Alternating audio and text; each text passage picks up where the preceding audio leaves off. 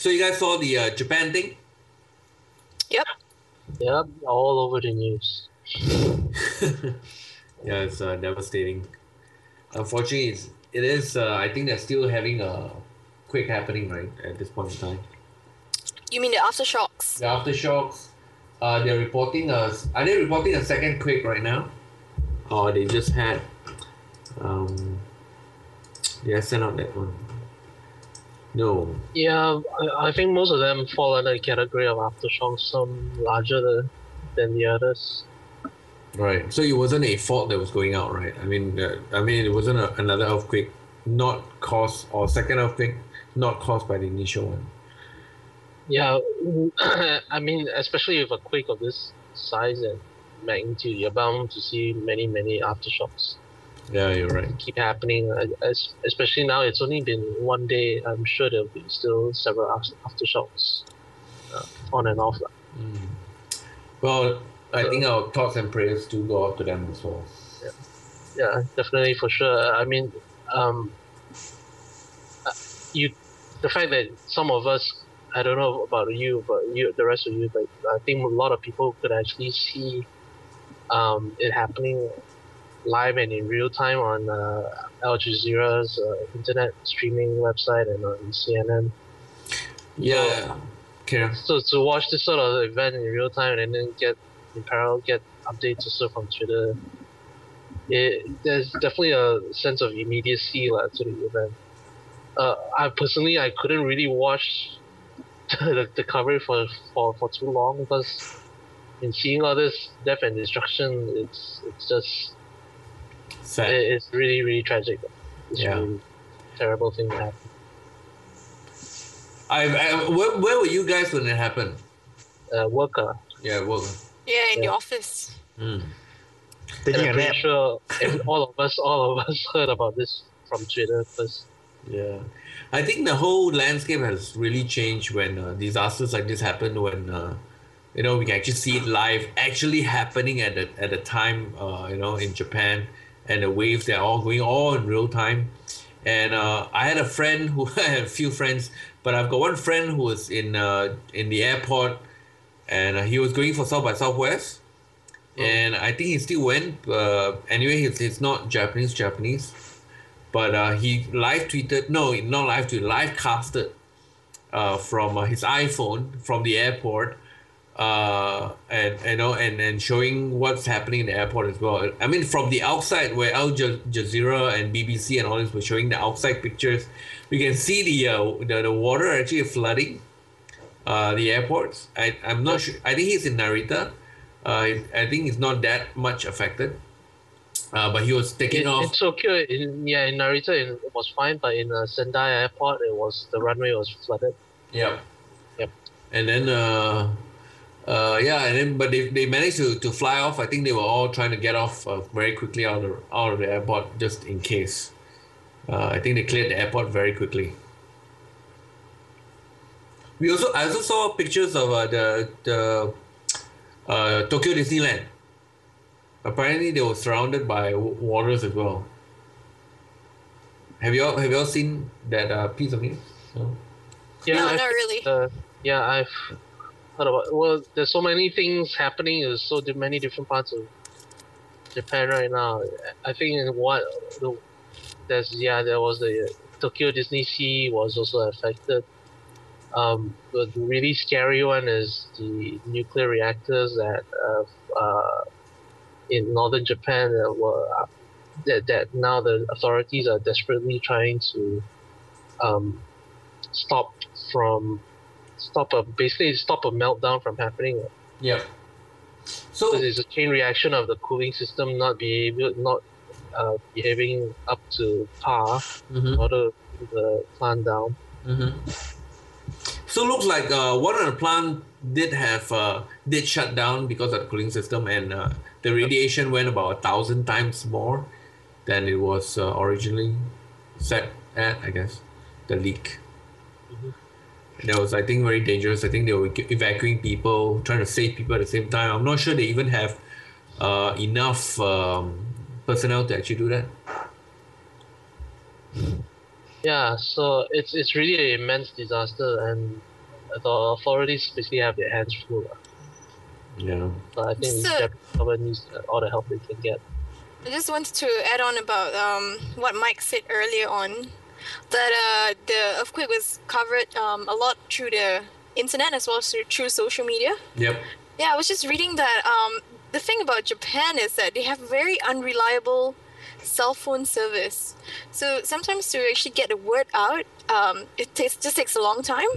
So instead of just calling or doing things like that, social media is so much more reliable. So it's just really interesting to note that. Mm. So instead of telecommunications playing an important part, now we're seeing more of the internet, social media, Right. stuff like that coming into play.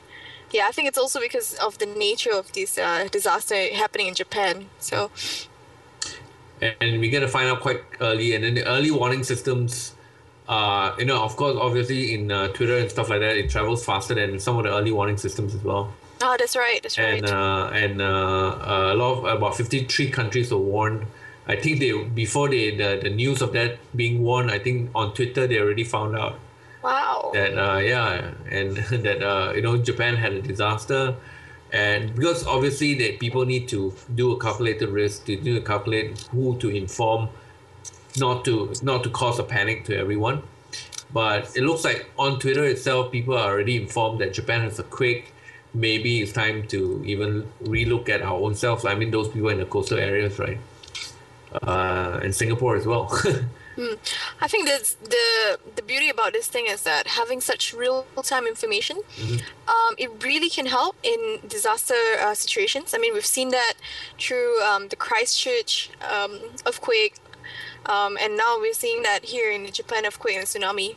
So it's how the social media and how internet is really helping people know about the situation and also to recover from the situation. Meaning, Google has launched something about an earthquake page where you can actually find people through the earthquake. Yeah. So really interesting new developments in terms of the internet and helping people cope with this disaster. And not just that, right? Some of the telco in Japan is also giving free calls just to make sure that they get the calls out and stuff like that. Yep. So I think it's a sad thing for Japan. We are still looking at how ways we can actually help in terms of that. I think our thoughts and prayers are still with Japan, and hopefully you guys recover. Friends that are tuning in, I think, or seen, we hope that your friends, your family are all good and well. Let's move on to I think more news on the tech side of things. I'm sure I know that Andrew has you have updated your iPhone to iOS 4.3. Yes, I have, and my iPad as well. Yeah, okay. I still haven't done it. I didn't have time. Actually, I plugged it in. It always says download. I start downloading, and of course, I had to go and watch other things and either reboot my machine or whatever. It never get finished downloading. So yeah. So tell us what's your experience like right now?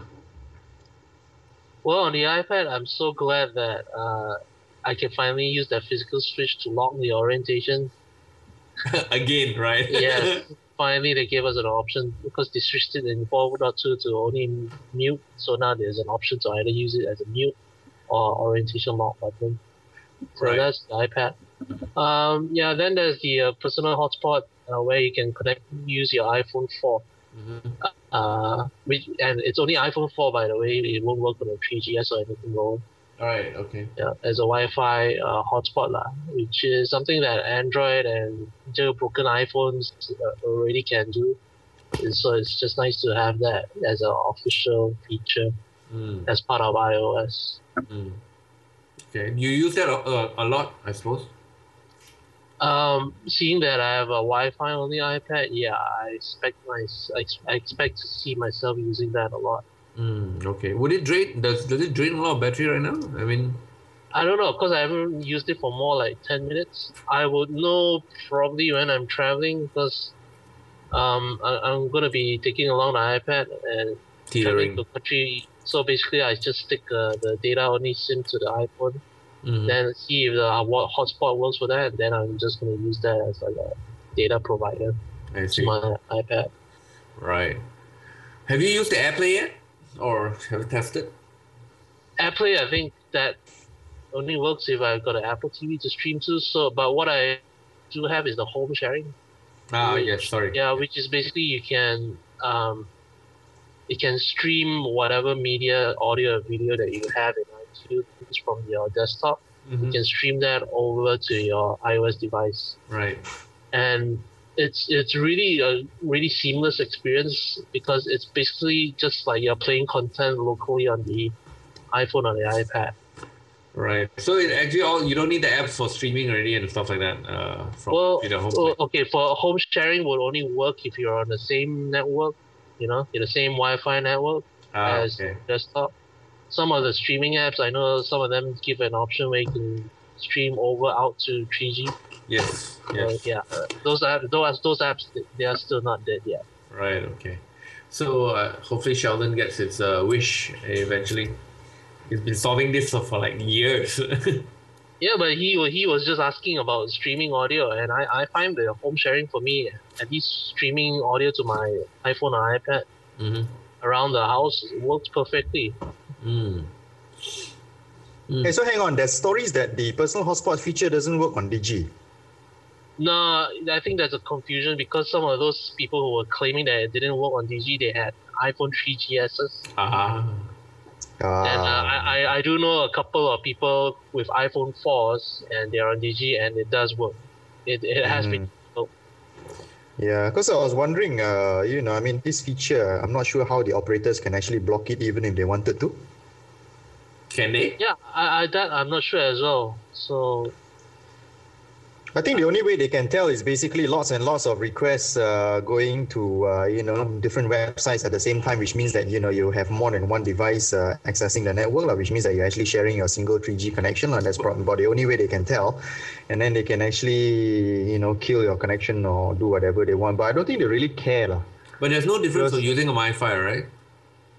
Yeah, but the MiFi, of course, they sell, you see. So they sell the device, or they want to sell you the device. Right. So what I'm But saying anyway, is, like I was saying, yeah, they don't really care because, the faster you finish your quota, the happier they are. the three especially gigabyte.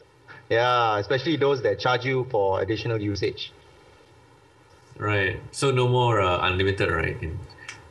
yeah, No lah. but in the US, AT&T, I think they will charge a fee for you to enable the personal hotspot. So I guess there must be a way for telcos to be able to control that feature, right? Yeah, Because I reckon if you're gonna charge the customers a fee just to use that feature, then they must have a way to turn it off also. Yeah, true. I don't know how they do it though. Yeah, that's why it beats me also. Interesting. Maybe it's a Apple built-in feature that Maybe in the carrier settings that the the because- files, the IPC Yeah. files, right? correct, yeah, maybe in there. I don't know, just a guess. It's true because the last time we had a teetering turned off as well. Yeah, Until exactly. you configure the teetering configuration, send it up, and then that enables the teetering. Yeah, but that's on the phone side. So Apple deliberately turned that off. They didn't turn that on by default, right? Yes, but carriers are able to actually send over a command to actually enable teetering, like in AT&T's case. So they are able to update that file. I mean, it means to say that there are ways that they can turn it off, I guess, through some way or another. Kind of worrying that people can do stuff on your phone that you actually paid good money for. Don't you think so? Yeah, I agree. Yeah, which means that somebody out there could be sucking your contact list dry and selling it on the internet, That's true. Well, watch out for your data connections. Yeah. If you see, you're not using the phone and suddenly your 3G connection start moving, maybe something iffy is going on. Yeah. Other things, I don't know, Farah, do you have an iPhone? I don't remember this, but Yes, I do. Right. I do have an iPhone. Did you update it? No, I haven't updated it, but I've been reading about the news. Right. Probably gonna get around to doing that, I guess. Yeah. So I guess so. From Malaysia side, Maxis and 3G, sorry, Maxis and DG has the personal hotspot enabled and can work. Anyone tested over Cellcom yet? Not unless Telkom wants to give me a free line to test. I can give you one free line to test. Oh, you still have your Telkom line, ah? No, but yeah, no, the prepaid one, Ah, which is the same. You pay $3 for a whole day anyway. yeah. On Singapore side, I guess none of us has tested it, so I do not know whether personal hotspot really works on Singtel, StarHub, and M1. Maybe it's probably would. I don't think it's a real big issue with that. I'm probably gonna find out on Monday because I'm heading to Singapore on Monday. Ah, cool. So I'm gonna get those prepaid data cards and then see how. Right. Yeah, you can let us know next week as well. Or you guys can, like update your phone. Much easier. That's true. But it can't be jailbroken. What do you mean can't be jailbroken? Can, right? I thought. No, not 4.3. Oh, yeah. Sorry. I think there is already, right? Oh, sorry, for the phone there is. I'm confusing it with the iPad 2. Yeah. For the phone, Sorry, yes. Yeah, for the phone, yes, you can jailbreak it. But I think it's tethered only, right? Tethered jailbreaking. Yeah, at the moment it's still tethered. Yeah. Well, all the jailbreaking for the iPhone is tethered, right? Is there a new way that you can do it without tethering? No, I think a previous version could have been untethered. I don't know. I have difficulty following the jailbreaking scene of it. There's too many versions floating around. I know the Apple TV you can have an untethered jailbreak, but I'm not. Yeah. That one I think has existed for some time. Could I just ask a question? Sure. How do you actually download the iOS 4.3? Because from what I know, usually I just go on iTunes, plug in the iPhone, and then they send me an update saying, oh, we've got this latest operating system. Do you want to update your phone? Yep. And that's how it goes. But it didn't quite happen this time around for my computer. So I'm just wondering, do you guys have to go to the website and download it? Or is it just normal on iTunes? No, just click check for updates. Oh, okay, fantastic. Yeah, and then you will check. Sometimes Apple has some way of preventing too many people updating at the same time. So they don't inform it till like, and sometimes they don't send notification to all the devices at the same time. They kind of, I realize this that sometimes when you announce, same thing happened to me. I plugged in my phone, it doesn't tell you that there's an update until you click check for updates. That's on my side. Ah, fantastic. So all the users, all the listeners out there, if you want to update your phone, gotta go on iTunes, check for updates. Yeah. A lot of them, have been waiting for this for a long time, I suppose. Yeah, no, you can Google for direct download links as well. Yeah, there is that.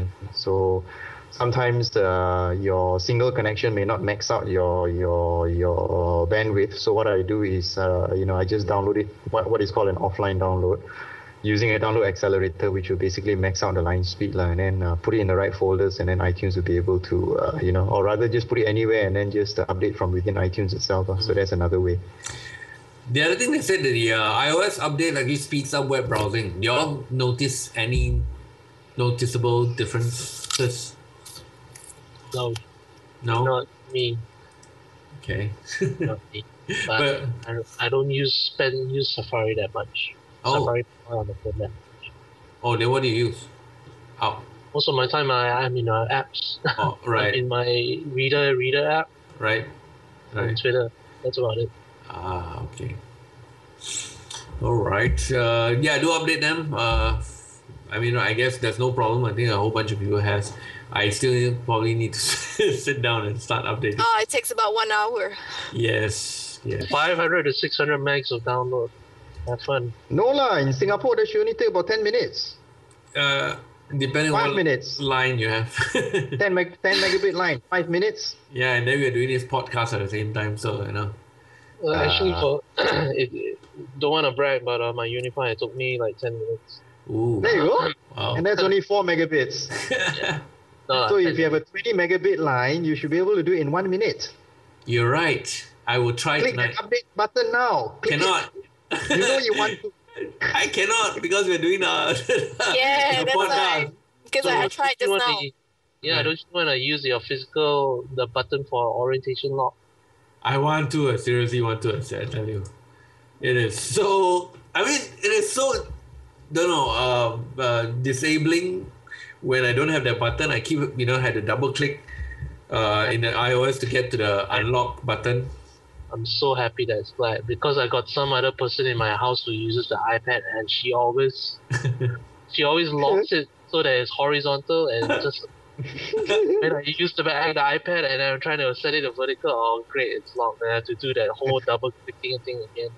Yeah, it's terrible, isn't it? So yeah, now it's just using that physical button.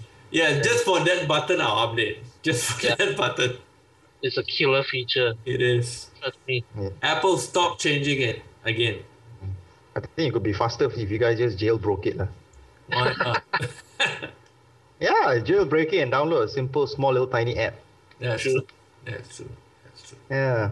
Faster than downloading a 600 meg file and then, updating it and stuff like that. Right. And talking about the speeds and downloads and stuff like that, the ComScore came out with some numbers. I think Farah has read it. Did you attend the Farah? Did you attend the webinar? No, I did You not didn't? attend the webinar, but it's big news. Right. Because- So, what is the state of the internet in Southeast Asia? Tell us. Oh, okay. Well, basically, it's big news because firstly, we use this information for businesses. A lot of businesses, they want to go online. They want to actually expand maybe their advertising or public relations or whatever. So, and the good thing about this study is that it has revealed that users in 6 countries: Singapore, Hong Kong, Malaysia, Indonesia, Vietnam, and the Philippines.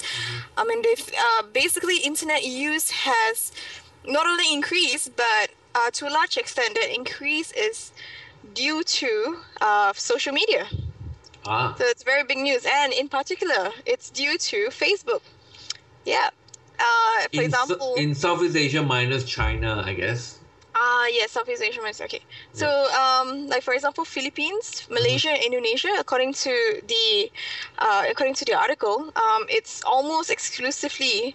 I mean, people get on social networks due to Facebook.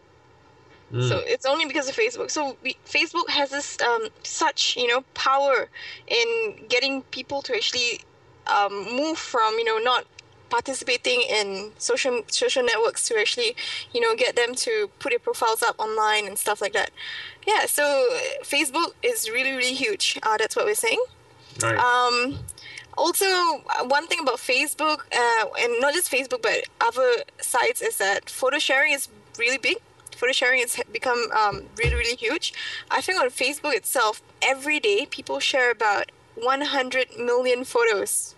So that's a lot. That's a lot of. In Southeast Asia.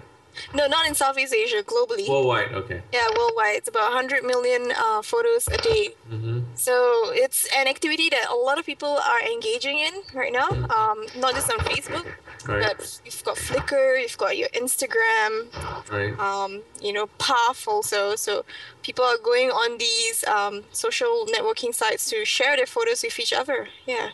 So that's something that's really big. Right. So I heard that one of the in one of the reports, somebody tweeted during the webinar that Malaysia now has 10.4 million internet users. That is 50% of the population, or rather near 50%. Do you think that's a big number Yeah. for Malaysia? I think so, because I think they only have broadband like in major cities and larger cities, and a whole large part of Malaysia is still missing. I think. I don't know. What do you think, guys? I think what they fail to take into account is that each Malaysian, on average, who goes online has got about 10 to 20 Facebook accounts anyway. So divide that number by 10 or 20, and then you get the real number of internet users in Malaysia. So there you go. I just Oh, that's the thing. serious. That's Malaysians are well known for creating various multiple personas. To Oh, really, spoof too? people, to scam people. No, So lah, is I'm that just what making you this do up as as I well? go along. Is that No, what lah, you I do? only have one identity. Yeah, but yeah, I know for a fact when Friendster was hot, that was actually what a lot of people did, because I think there's a number limit to the number of friends. It was set quite low, I think, and then they had to create another Friendster account to add more friends. And it was wow. crazy. These people, they would just see anyone and they just click add. They will add anyone they come across. And I don't know, maybe the same thing is happening with Facebook then. And with its 5,000 friend limit, so maybe these people are doing the same thing. Facebook has a Yeah. 5,000 friend limit. I mean, Yeah. oh, okay. I didn't know that. But what Well, about all those? that was a couple of years ago. I don't know whether it's still there, but that's what I heard. Ah, I see. Friendster or Facebook? Hang on. Facebook has Facebook. 5,000 limit. Oh. Friendster, I'm not. I can't remember what Yes. was. So the other surprise is that in Malaysia, Friendster is not the biggest social network in Malaysia itself. Since a Malaysian company do own Friendster. So. Yeah, but what country is Friendster going to be the largest social network? At all, right? In anywhere. Maybe China. No, China. No. No. Facebook China. everywhere. No, in China, Facebook is not really that big because obviously, they blocked it's blocked. Facebook. Yeah, that's true. So it's actually Sina Weibao. Yep. Sina Weibo. Yeah, Yeah, it's way past, correct. Weibao. Yeah, and their numbers for Weibo users, it's way larger than what Facebook has shown. And I think the last few weeks we talked about in This Week in Asia, it's a different podcast. We talked about there's just a few more countries that Facebook need to conquer to actually reach that 1 billion user status, or rather, 1 billion user status. And China was one of it, and we all know that they will never ever reach that number so soon, because to conquer China, they're actually very, very hard, very difficult. Why? Is it because of the Great Firewall of China? No, it's because two things, right? One thing is banned. Second thing is they don't have, they're not able to command what the culture of China is, the language and stuff like that. I don't think Facebook even have a Chinese language site yet, if I'm not mistaken. I'm sure they have for maybe Hong Kong, Taiwan. But I know Hong Kong do not really need a Chinese website, Chinese translated site. But Have you guys tried Sina Weibao before then? Just wondering. I have not, but I have other guys on the This Week in Asia podcast who has. And I mean, they have changed. I mean, obviously, when Weibo was around, it looks a bit like Facebook when it started, and copied some of the features. But now they are very much on their own, doing and developing and making more money than Facebook in China. Oh, okay. Yeah. Well, I think the interesting about China as well, just to add on, is that they really do copy a lot of these, I would say, websites. Like, for example, Facebook, Sina Weibao is actually based on Facebook. And then if you go to Ren, it's actually a micro-blogging site, and it looks very much similar like Twitter. Yeah, but do you know that if you dig even more in terms of history, Facebook copied somebody else as well? Yeah. Yeah, so it's everyone copies, right? And they said some of the strategies right now is actually to copy, get to a certain level, and start innovating from there. If you look at even outside of the tech industry, it's also the same. Like cars, right? Toyota and Honda first started out as just copying other people. Look at Malaysia. We just lock, stock, and barrel just take from Mitsubishi and call it Proton. Yeah, and look how well that turned out for us. Yeah, and the second national car is a Kia, lock, stock, and barrel. You import it from Korea, take out the logo, change the logo to NASA, and second national car. So that's where it is. Okay. Anything else from the ComScore that you heard or read?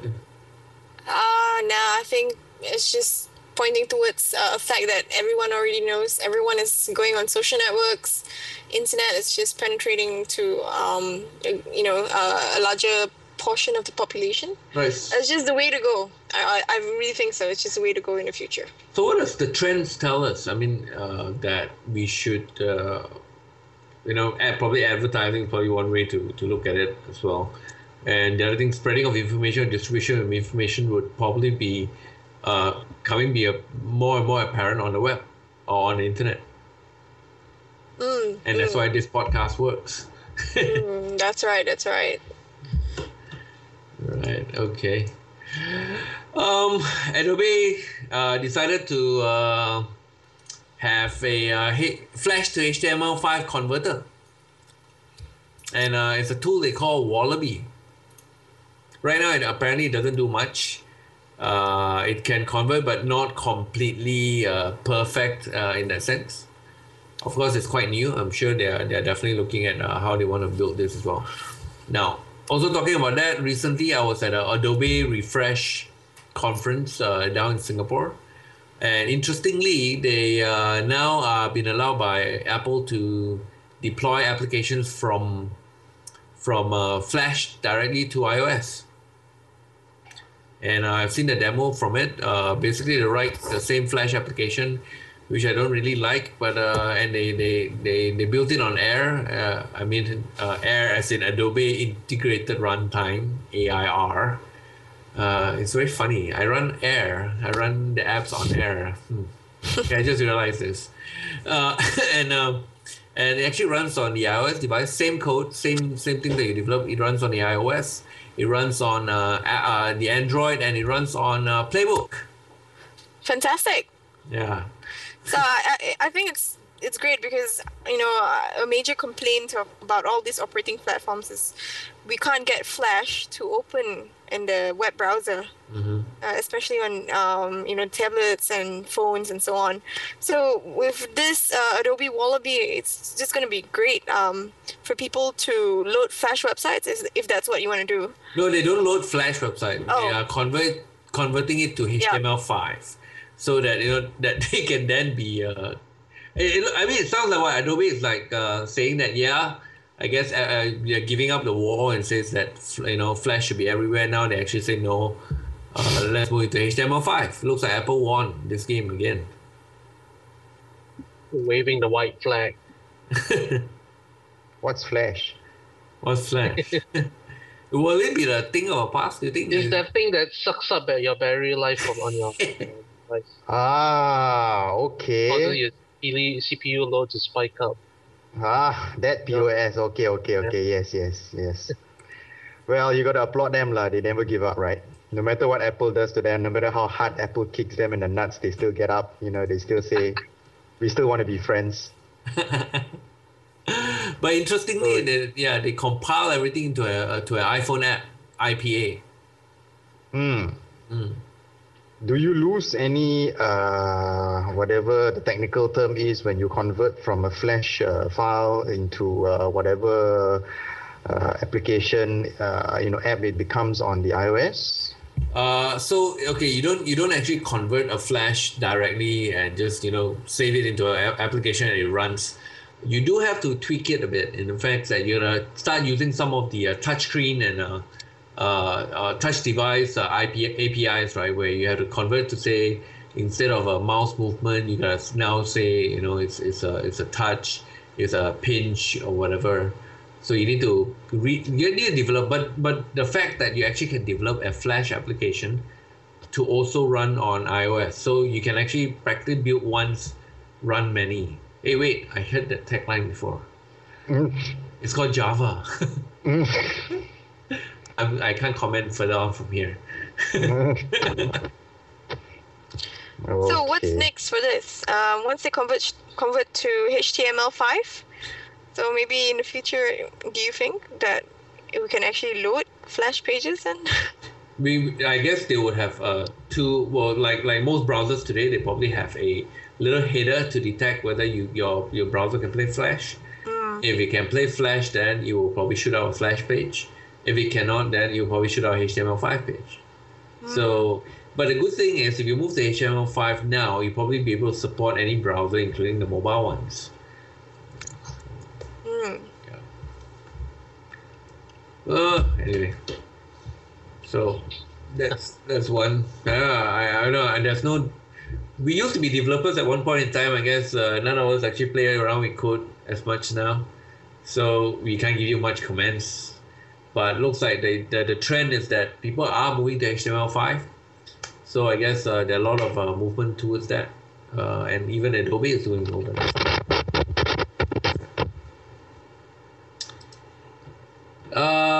Twitter came out and told the world, please stop making Twitter apps. Please, we are the best. We should do. We are able to do whatever we need. And I think they're full of it. And like just today, when I read this article, my Twitter app crashed. As in, not loadable. Refreshed it, killed the app, shut down the phone, restarted the phone, launched the app, died. I got no idea what the heck they're doing. This is the official Twitter app? Official Twitter for iPhone, yeah. And then what I did was, okay, fine, I'll delete the app, which I shouldn't have done because I lost all my accounts. I should have snapped a picture of it and see what are the accounts I have on it, then I can remember. And it killed, it won't install the first time. I had to kill it again. I had to do a hard reset because it was like installing and it's not going to move from there. And killed the app again, restarted it, and relaunched it. Then only it worked. But all my accounts are gone. All my caches, all my database is gone. So I have to reset the accounts one by one and then start bringing in all the tweets again. It looks like Twitter is a bit, too proud, I guess. I see quite a number of apps that have better functions than they do, although they are the best. I feel they are the best client at the moment. Do you guys use Twitter for iPhone or not? No, I just use Hootsuite. I use EchoPhone. Yeah, EchoPhone as well. But on the desktop, I use TweetDeck, and that's really fantastic. Okay. Yeah, TweetDeck is so much better, I think, than the Twitter website itself. So if they're telling this Twitter clients, API clients, to actually stop creating this kind of Twitter clients, I think it's I don't know. I'm not gonna like it a lot. Right, Yeah, but maybe they're telling the others to stop because it's making Twitter look bad. Yeah, and I agree actually, because like TweetDeck, it does help to organize your lists. You can see everything in just one page instead of having to click on so many buttons in twitter.com itself. So that's something really good about these Twitter clients. They make life a lot easier. But also, I suspect it could be because Twitter is looking to maybe monetize themselves in the future.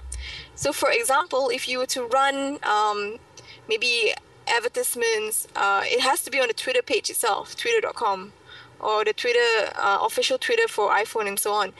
So if you have it on Twitter clients like TweetDeck, as what I use, it might not appear, the advertisements.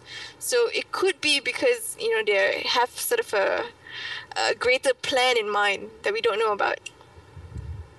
that's why they're pushing out to the trends and not on the what they call the dog bar. The infamous dick bar. Yeah, the dick bar, and now it's the dog bar. I hated the bar initially because it just whacks out, put my whole phone out of whack. Yeah, so I mean, I'm still trying to understand where Twitter is coming from. Are they telling new Twitter they rather not see new Twitter clients? Or are they gonna be at one fine day down the road they're gonna shut down every other Twitter client that's not the official one? Or what stance are they gonna take?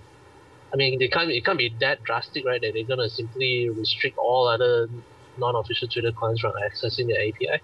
Yeah, that shouldn't That's happen. insane. Yeah. I mean, that was the reason why Twitter, essentially became such a success because there were people developing apps against their API. I mean, even the official Twitter app was developed by third party. Yeah, 3D, 8-bit. Known as 3D, until they bought over it. Is I'm trying to understand what their intention is here. I don't Yeah, I get it. totally agree. I mean, if they shut off the APIs, I think it will be very devastating. I think it might even go into the US courts to for antitrust, anti-competition and stuff like that, maybe. Um, and looks like, I don't know. I mean, iPhone. I think the Twitter for iPhone actually propelled the whole Twitterscape. In fact, because of these clients, the ability to allow you to tweet on the go and stuff like that made it so much simpler. And it's because of this platform and because of these clients that propelled it a lot. And now if they're gonna shut off, it's gonna be hell to pay, I guess. And maybe it might be acceptable if your official Twitter clients were good. I mean, you can say that for the iPhone Twitter client. Yep. But on the BlackBerry and the Android, the Twitter clients, the official clients for those platforms are crap. Yep. Everyone on the BlackBerry prefers the Twitter by far. And everyone on Android usually they use something maybe like TweetDroid or I can't pronounce that, Tweeted. Bloom. Bloom. Okay, thank you for changing the names to something much more pronounceable, non-Frenchman like me. But surprisingly, they don't want this Twitter clients to create new websites or whatever it is, new platforms. But a lot of the Twitter what do you call that, analytics tools, like Cloud, and other things which actually help you to sort of organize your Twitter account. They actually do encourage those to continue. So I guess it's just a way of for the Twitter API clients itself. They they don't want these new clients, but other things, it's fine. It's given the green light. Right, but they can't stop though. I mean, everybody uses the same APIs. I mean, if you shut off the APIs, everyone gets shut off. The websites, the Twitter clients, the desktop clients, and stuff like that. They will have to find other ways to do it if they were to manage it. But right now, actually, a lot of people are applying for special accounts so that they can increase the number of API accounts that they have, so that they can do more testing. That could be one of the ways to define that, I guess. So on top of that, and probably I'm not sure they have a Twitter for Windows 7, but Windows 7 has finally hit the 10,000 app mark. Yay! Hooray. How many of these apps are fart apps? I don't know. How many more apps do you have to go before you can catch up with Android or iOS? What? Yeah. Another 90K? No, I think iPhone has over 350,000 apps now. Oh, it's now 350, yeah? Yeah, last I heard, yeah. But the thing is, I'm just wondering, out of these 10,000 apps, right, how many of them are actually good? Yeah. Because even iPhone, they have so many apps, but they did a study, only probably 1% of those apps are really utilized. Yeah. I mean, you only can have so many apps on your phone that you will use on any given day. So it doesn't matter like how many apps you have. I think it's really about the quality of the apps. Right. So the games are obviously one of those who are picked up very easily and used not often, but when you have free time or when you're commuting, you probably use a lot of that. But other stuff, yes. I think we don't have a lot of reviews. I never seen a lot of site reviewing Windows 7 phone. There are obviously, but Windows 7 apps and stuff like that, and recommending them and stuff like that. I don't see a lot of that coming up. I don't even see it on my Twitter timeline. And none of us actually use Windows 7 right now. Yeah, it's still that I still haven't. Yeah, I still haven't seen face to face, in Windows 7 phone in real life yet this even. I think I don't know. They're also announcing that they're gonna have a tablet coming out soon. Well, 2012. Is 2012 considered soon? You know, like when they announced Windows 7, right? You say, okay, we're gonna have it next year end, and that's what like when they had iPhone 3GS kind of thing, right? So they were announcing at that time, and nobody wants to, last year we were trying to see it, blah blah blah, until they actually finally released it end of the year. And now we have a kind of a bit of a market distribution, but I don't see much of it in a while. I don't know. Yeah, there are enough handsets lah, and the operating system is still missing some key features. So I think once they have those updates out, and once they get more apps on it, I think hopefully it should move a little bit faster than it is now lah. I mean, it's been out for about 4 or 5 months already, and getting 10,000 apps on the marketplace, I think it's quite an achievement. Obviously, there's a long way to go, but as we all know, it's not the number of apps, but it's the type of apps that you actually have on the marketplace. Yep. So they have to make sure that they've got the Twitter app, which they do have. I believe there's an official Twitter app already out for Windows Phone 7. They need the Facebook app, which I'm not sure whether they have or not. When I actually reviewed the phone, it was such a long time ago. I can't. But the default phone has Facebook integration. Yeah, you Yes, could basically yes, mine it into has. your Facebook account, right, and get on. Yes. Yeah, it does link to your Facebook account. You can actually import the Facebook, contacts as your phone's contacts and stuff like that. But I'm talking about, some people who actually prefer, the real Facebook app, running on the phone itself. So those are, I guess the bare minimum that an operating system needs to have before people want to start thinking about whether they want to buy a phone and use it or not lah. So the standard has been set. So I think that is the minimum expectation, and they need to make sure that they get that out of the door quickly lah. Yep. And there's no news about them releasing copy and paste yet. Not yet. Yeah. From Windows 7 to HP WebOS, HP is going to put WebOS on PCs in 2012. So everybody seems to be, waiting for doomsday before they actually release the tablets or trying to do something. 2012 being that movie 2012. And looks like HP is going to say every PC in HP that ships, every PC that ships in 2012 would actually have WebOS on it, and also possibly there's I don't know, a lot of people are saying that that's probably a crazy idea in doing that if they think that WebOS is that strong and the adoption rate is going to be that well, or are they taking a Apple strategy to create a single OS for both their desktop operating system and their devices, so the user experience is actually the same. And instead of going from the desktop to the phone, HP is taking from the phone to the desktop. Very strange. Very strange. Maybe they're sick and tired of being in the number one spot for too long, so they want to give others a chance to catch up by committing some business harakiri along the way. I mean, what, you're going to ditch Windows and going to put WebOS, with all the success that Palm has had over the past 2, 3, 4 years, since WebOS came out? I don't know lah. So they have a very bad relationship with Microsoft already anyway. So, and throughout the years, HP and Microsoft has been, the drift has gone apart quite wide now. And it looks like in 2012, there's no turning back. Yeah, especially the incident with the fiasco over the HP slate last year. Yep. Yeah. No.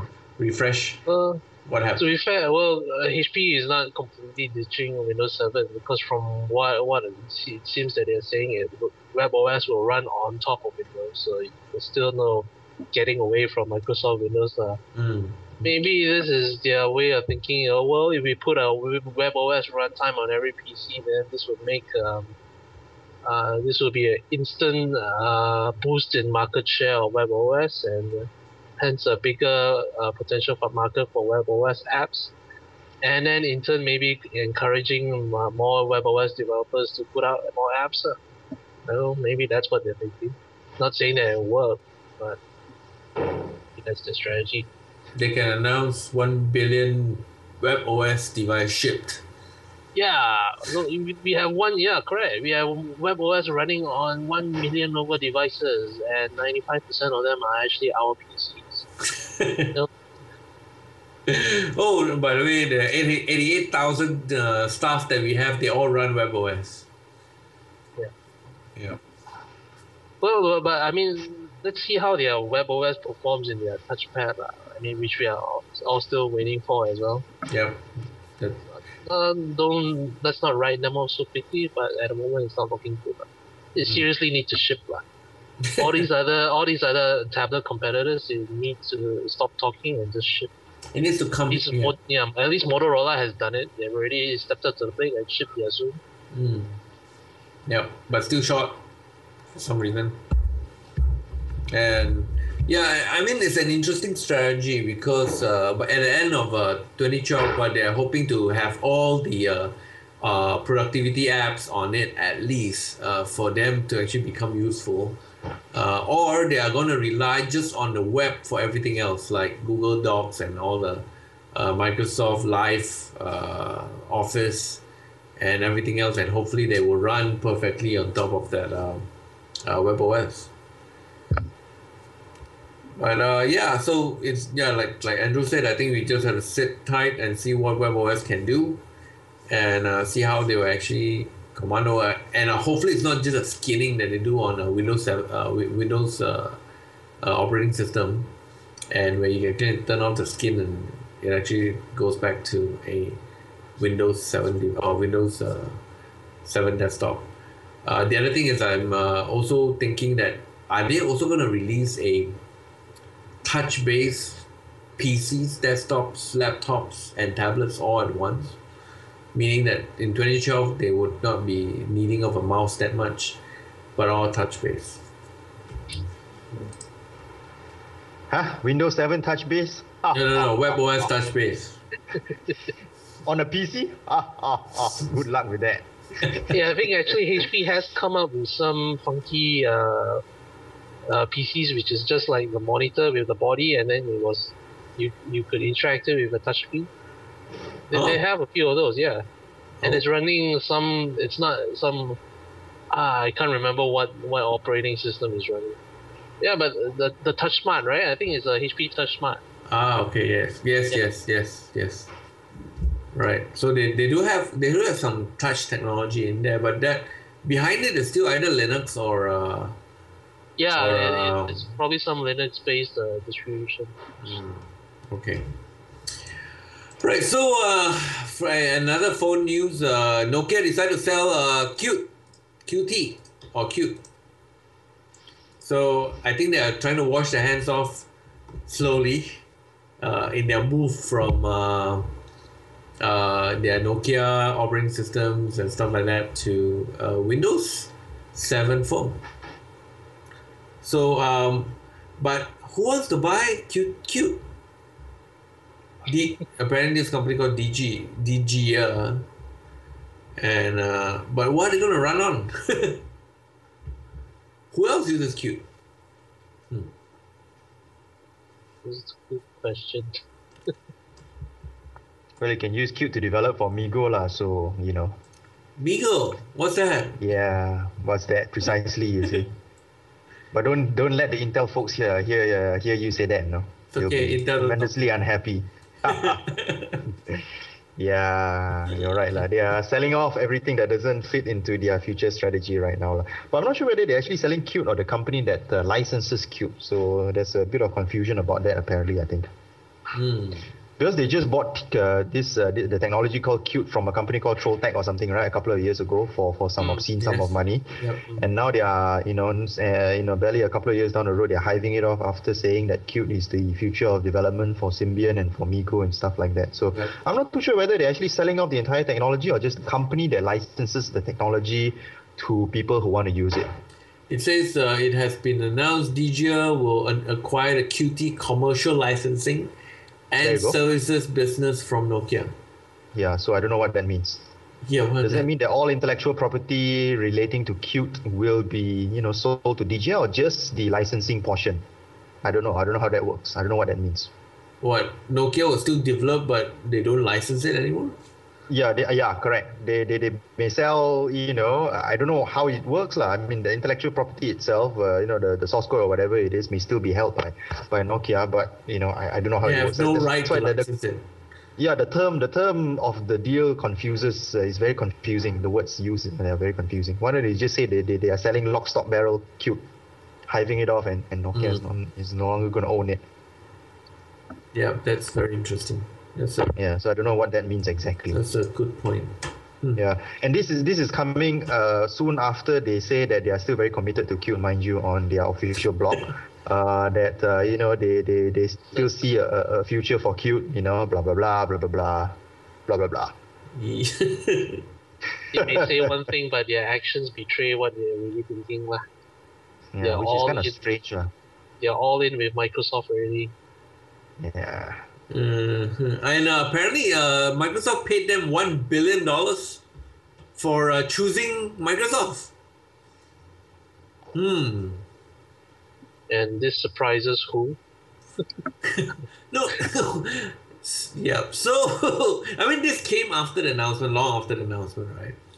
And interestingly, Microsoft's like, they're actually paying Nokia to come on board. So it's like, is that something that they didn't tell us when they actually made the announcement? Was there?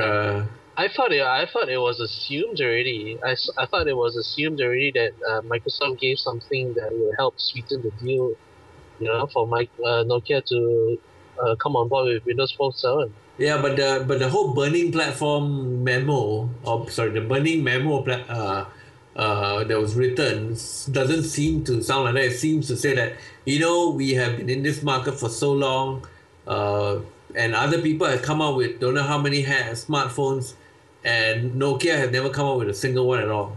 We are doomed. We need to come and play the game. Therefore, we need to partner with people who are developing this and into the next level, and we should, get all this up. No mention of, and when we do this, we're gonna get $1 billion. Yeah, but don't you think Google is probably offering the same sort of deal? Come on, I'm sure Google would also do that, but just that Google's terms was not as sweet as Microsoft. Maybe they didn't include. Yeah. As much. I'm sure both companies when they were courting Nokia, they would have said, if you use our OS, we can make you a offer that you can't refuse. Yeah, so, maybe Microsoft threw in a couple more karaoke sessions with some really cute GROs and stuff like that to basically seal the deal. Who knows, right?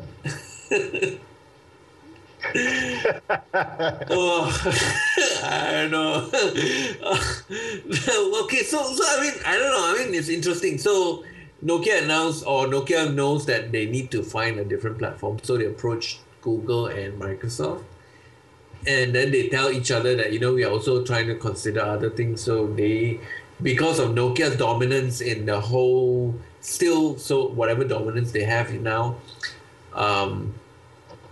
into moving to the platform would actually be a benefit to them, to the OS itself. But what happens if, I don't let you choose whatever you want? And what if, Nokia doesn't, Google doesn't offer anything? And what if Microsoft never offered anything for that? What would happen to Nokia? I don't think that scenario will ever come to pass. I guess these are two people desperate for success in the smartphone area. So, they figured it was a good fit. I mean, Google isn't as desperate for success as Microsoft is. Because of the dominance of Android now. So, they have got much less to lose compared to Microsoft. So it was like, both parties were basically suited for the transaction or for the deal. Okay. So let's see what's their next move gonna be, I guess.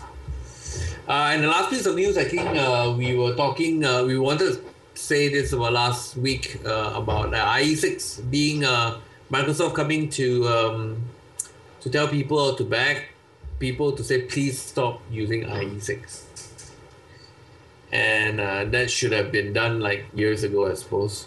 I guess let's just stop. I want to just have a campaign, just kill everything. Stop using IE6, IE7, IE8. Okay, maybe IE6, IE7. Instead of just every year you just keep asking people to stop. IE6 is probably the main sticking point because it's still being used in so many corporations. As a standard, right? Yeah, 7 and 8, 9 is probably 7 and 8 is probably easier to move on from. See, now they are regretting that they didn't build a kill switch into the earlier Windows versions, you see. Just flip that switch and everyone's copy of IE6 will delete itself. That's right. Wait, we heard that kill switch somewhere before. Was it in their activation thing? What, you mean their activation technologies, the anti-piracy stuff? Yeah lah. They have a kill. It wasn't really a kill switch lah. It was just a very annoying neck screen that basically turned black or something to show everybody around you that you're actually using a pirated version of Windows or something like that lah. But I thought Windows 7, after don't know how many days of you not updating, it will actually freeze. It will not let you log in. No. No, don't think so. Can be circumvented, I'm sure. Yeah, sure. Any and every protection technology I think has been circumvented on. Oh no! So now I remember it's the beta versions. If you download the beta versions and install it, and then when they have the GA release, and if apparently after certain days or weeks that you do not update or you do not have the new activation codes, it will not allow you to log in. Well, of course, obviously it can be circumvented some way. Yeah. All right, so that's the news this week. I guess a bit slow, also because we don't want to overshadow much of what Japan is having or doing. We are still rooting for them. Hopefully they'll come. So you guys have anything else? Nah, not really. No. Sorry.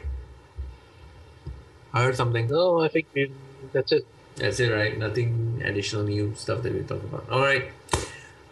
So where can we find you guys, Andrew? Usual the places. Twitter, I'm at AndrewKJ. Farah? I blog on farahsiddiq.com. Mm-hmm. Okay. That's it. That's it? All right. So you can find all your Twitter. All my contacts are there. Yeah, whatever. Yeah. Do you all use About Me? I think my contacts are there. It's the links to Twitter, Facebook, everything, LinkedIn. It's all there. Do any of your other guys use About.me? No. I think I probably have signed up for it. I'm guessing I probably have, and then I forgot about it. Right. Okay. Yeah. There's another one called Connect.me. There's so many. Yes, coming up. And To, you can be found at? Yes, at mytechnews.info or at mytechnewsinfo. Cool. And you can find this podcast at ITChannel.posterous.com. We are moving to iTunes very soon, very, very soon. We are all setting all this up. New sites are coming up and all that. And you can find me at mikefong.com or mikefong at anywhere or at mikefong from Twitter. So see you guys next week. Hopefully more exciting news will come on. And bye. See you. Bye. Cheers. Bye-bye. Bye.